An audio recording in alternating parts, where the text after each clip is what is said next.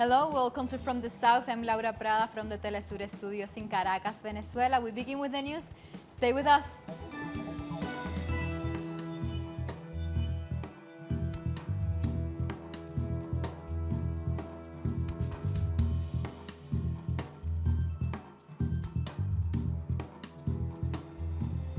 And we begin.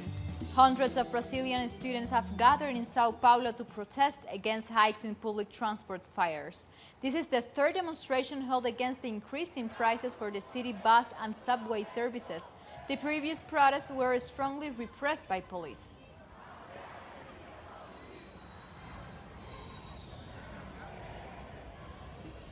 We contacted our correspondent in Brazil, Ignacio Lemus, to give us more details.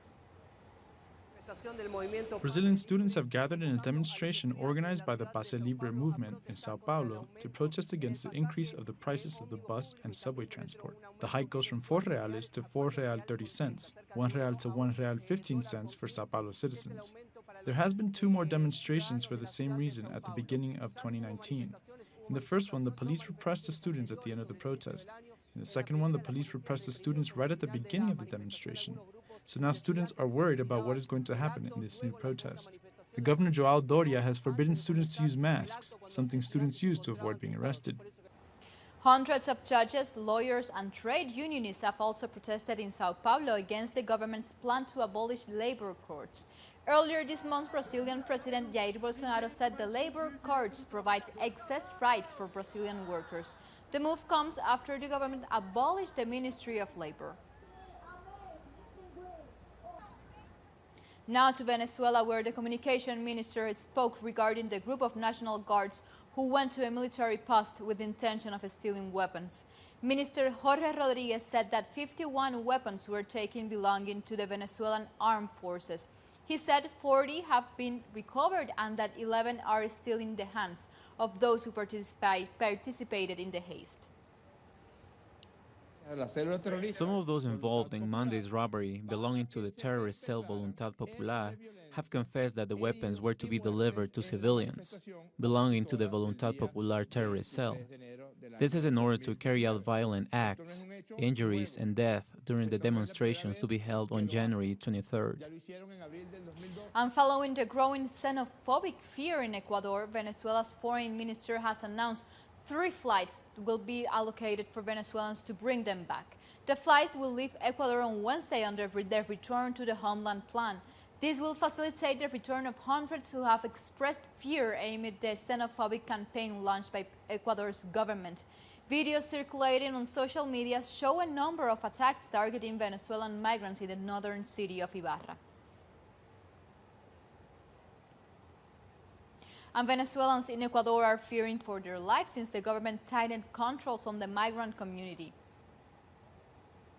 A lot of mothers didn't send their kids to school because they have received threats and derogatory content on their school chats. We are hearing complaints from all over the country. The new government measures will create a bottleneck at the Colombian border with Ecuador, where they will not have access because of this process, which the national government and the foreign ministry know very well is impossible to get agilely like any other country will be able to do for its citizens. And Venezuela's Vice President Delcy Rodriguez has said that United States Vice President Mike Pence has openly called for a coup d'etat in her country. Rodriguez's statement followed an earlier message from Venezuelan Information Minister who said Pence was, quote, promoting instability and violence in Venezuela. The United States Vice President issued a video message supporting recent calls to protest against the Venezuelan government. Because Mr. Pence doesn't have a job, now he wants to come and run Venezuela, handing out instructions on what should happen in Venezuela tomorrow, openly calling for a coup d'etat in Venezuela. I will say it like the Venezuelan people would say it to you. Yankee, go home. We're not going to allow you to intrude on issues of the country of Bolivar and the country of Hugo Chavez.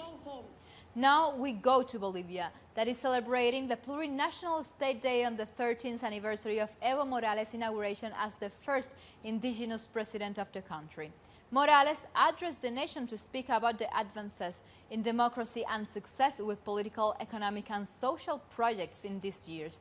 According to official figures, in the last 13 years, Bolivia's economy grew by 5% each year, putting it in the first place for economic growth in Latin America. For more information, we have this report from our correspondent in Bolivia, Freddy Morales. President Evo Morales has provided a number of figures on how the country has changed in a positive way during the course of his 13 years in government. He elaborated on some information to help understand the Bolivian process, a structural process that the country has carried out. The school dropout rate, for example, now, with the use of a bonus, has been reduced by 8.5% to 1.5% over the course of these years. The government has implemented this bonus, which is paid at the end of each school year, as an incentive to people to enroll in school and to finish their education. It's a bonus which is received by all students for all school years and for all who take classes at public institutions. The result has been recognized by international organizations. Another important achievement spoken about by President Evo Morales is women's access to land. Before this administration, women did not have the right to hold a land title under their own name. Land could only be inherited by boys in the rural areas. This has changed, and now nearly 1 million campesina women have land titles for their properties. And now we go to a first break hearing from the South. Make sure you follow us on Twitter at Telesur English and my personal account at Laura P. Telesur. Stay with us.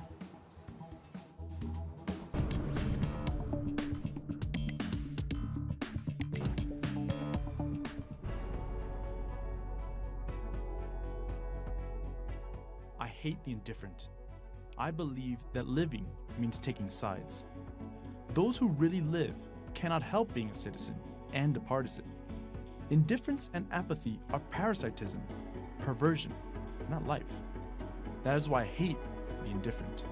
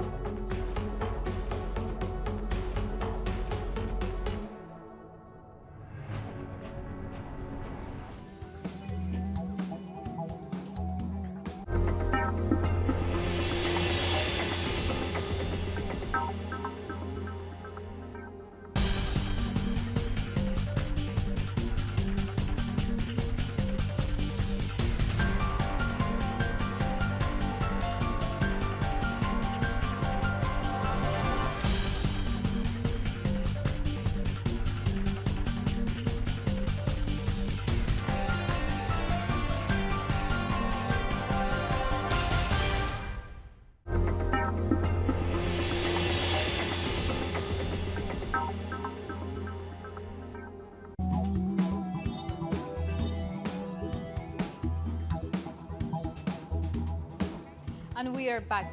A private plane carrying Argentinian football player Emiliano Sala has disappeared over the English Channel. The 28-year-old had just signed a record-setting contract with Cardiff, a Premier League football club. Lifeboats and helicopters are searching the area looking for the plane, but so far there is no trace of the missing aircraft. Sala was on board with one other person and the pilot.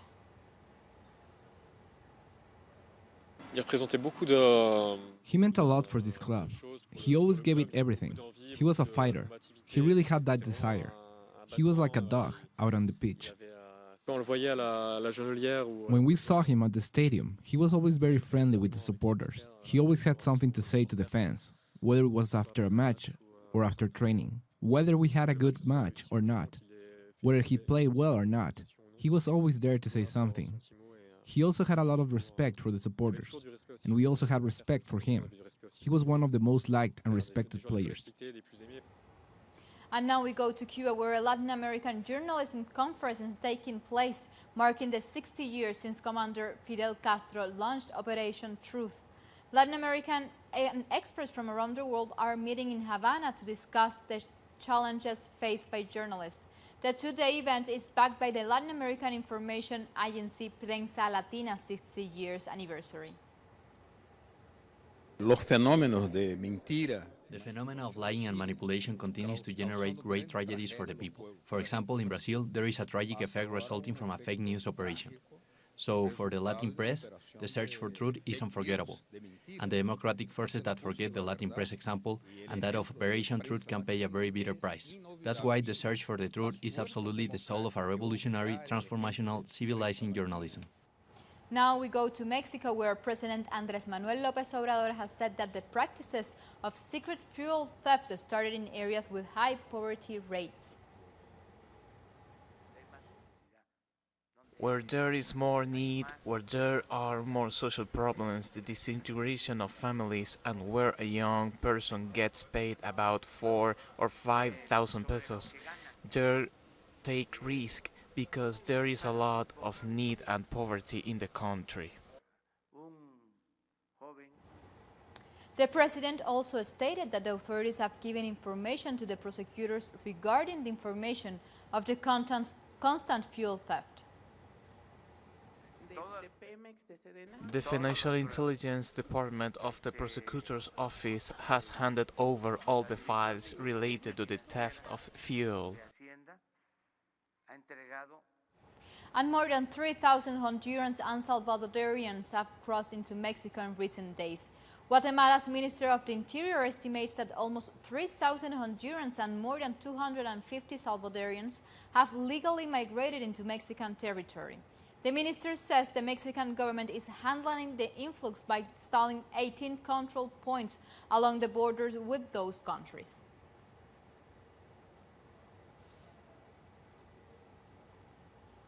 And more than 40,000 people have disappeared in Mexico. In just 3 months, the figure has increased by nearly 3,000.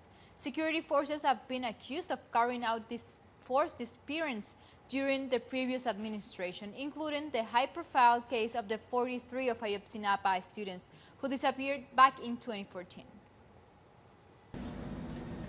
For a decade, Maria Cristina has searched for her daughter Margarita. The number of people in Mexico officially registered as missing has exceeded 40,000, according to the National Search Commission. The commission offers renewed hope for victims' families. We hope that there is progress now because I think families want to have a dignified burial for their loved ones and for them to be identified. According to human rights defenders, the government of former President Enrique Peña Nieto failed to put systems in place to deal with this serious problem. That administration left the country without a state policy related to forced disappearances, so there was no system in place to deal with this national crisis. We We do have serious criminality here. There are lands controlled by organized criminal gangs and also by public institutions that are part of this organized crime network. Since the start of the war on drug trafficking during the term of former President Felipe Calderón, there was an increase in the number of reported cases of forced disappearances in Mexico. In many instances, these reports were ignored by the relevant authorities. Because of the state's inaction, it's the families of people who disappear who were forced to conduct their own investigations.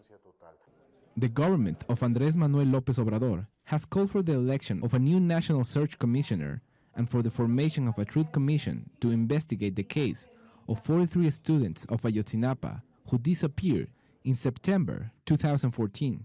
The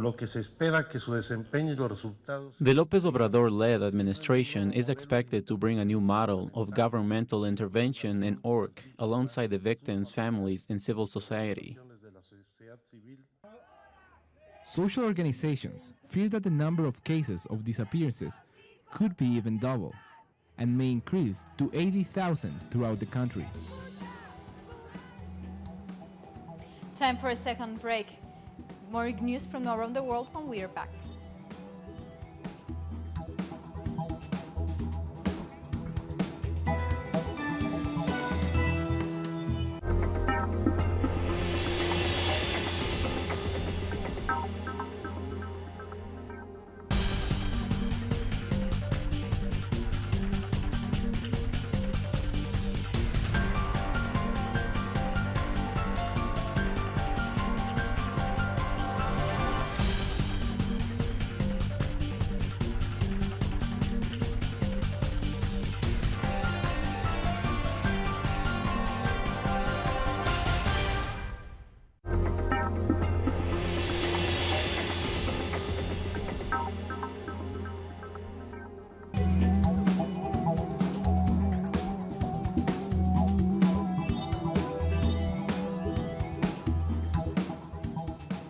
And we are back.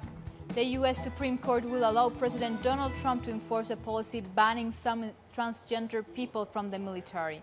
The conservative majority on the court voted today to lift injunctions issued by federal judges against the policy, while a legal challenge continues in lower courts. The Trump administration policy bans from service transgender people who seek or have undergone transgender reassignation. And members of parliament in Britain are presenting a series of amendments to try to stop a no-deal Brexit. On Monday, the Prime Minister, Theresa May, had to present Parliament with her revised plans for Britain's exit from the European Union. That was after her deal with the European Union suffered a crushing defeat last week. But her new plan showed very little difference from the previous one. Across this House. Earlier, we spoke with UK Labour Chris Williamson on Theresa May's attempt at negotiating the Brexit deal. Complete mess of this whole Brexit negotiation. I mean, her original plan was voted down by the biggest ever margin in parliamentary history here, and she came back yesterday into the House of Commons with virtually the same proposal. It seems that she's learned no lessons at all, and you know, in many ways, a lot of people are suspicious that she's simply trying to run down the clock to either force her deal through or to get a no-deal Brexit. Either way, it's been a complete disaster from the government's point of view in terms of negotiating a deal which is in the interests of the British people. To get to know more about how migrants are dealing with the political situation in the United Kingdom, earlier we also spoke with Emilio Morales, who is a Spanish migrant currently working in a marketing firm in Scotland. And there's a lot of, as I told you, uncertainty and disbelief. People don't know what to do. People don't know if they need to pay, for example, for the settled status. Yesterday, it was confirmed that we would not. But there's that sense of things changing really, really quickly, and we cannot really prepare for the future. So even though most of the people I've talked to would like to stay in the UK, some people are starting to think to go back to the respective countries. Every day there's a case of abuse towards a European citizen. Sometimes it's just verbal abuse, but sometimes it's physical abuse. For example, in London, many Spanish people have been abused for speaking Spanish in public transportation. So it's really scary. And the government of United Kingdom will present to Parliament. It's called Plan B next Tuesday, January 29th, in the verge of the political crisis generated by the conflict exit of the European bloc. Pablo Navarrete with the details from London. Welcome. The Minister for Brexit, Stephen Barclay, announced that not all European leaders will be willing to extend the limit for the departure of the United Kingdom from the European bloc. altered, other members asked for this measure. It will have to be approved by the rest of the 27 countries. The British government is currently experiencing a deep political crisis because of the Brexit. Last week, the proposal was forcibly defeated. In despite of everything, yesterday it was announced the existence of a Plan B. There is currently a political paralysis, and that both political parties are shared opinions. And the Syrian Arab News Agency has reported that a car bomb explosion in the coastal city of Latakia has killed 1 and wounded at least 14 people.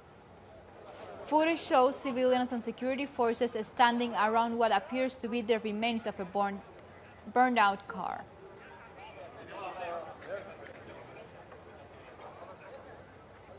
Dozens of demonstrators protesting against the visit of Emmanuel Macron. Marion Macheral, niece of National Rally leader Marine Le Pen, to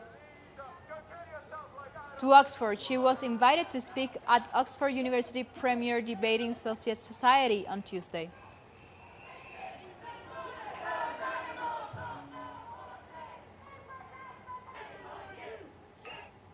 The United Nations described as war crimes the murder of at least 16 people, 4 of them civilians, during the worsening of the conflict in Libya since last week. Let's look at the following report.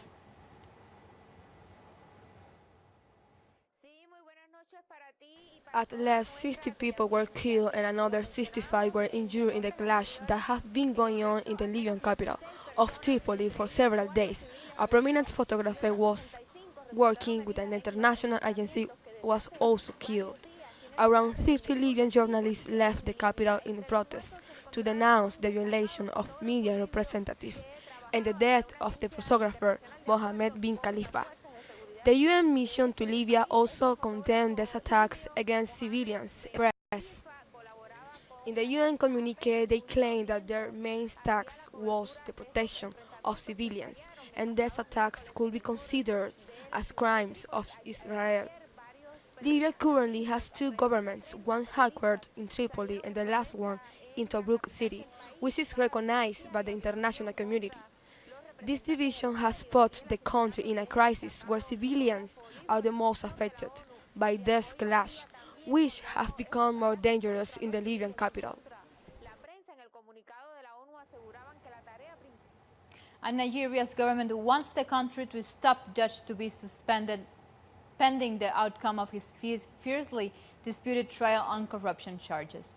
Chief Justice Walter Onamgem went on trial last week and is facing 6 charges relating to the non-declaration of the foreign bank accounts.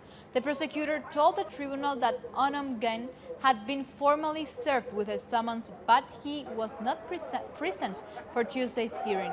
The country's president has embarked on a high-profile anti-corruption campaign after taking office in 2015.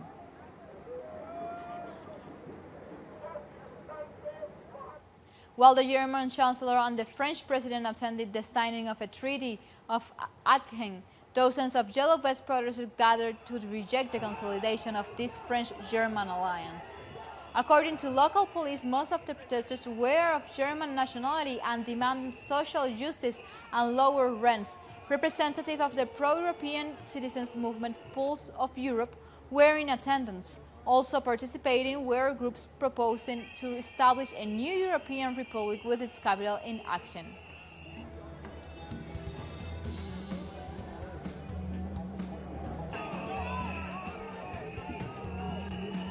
Like this, we've come to the end of this news brief, but you can find more news on our website, telesurenglish.net, where you can read our opinion articles and find our special interviews.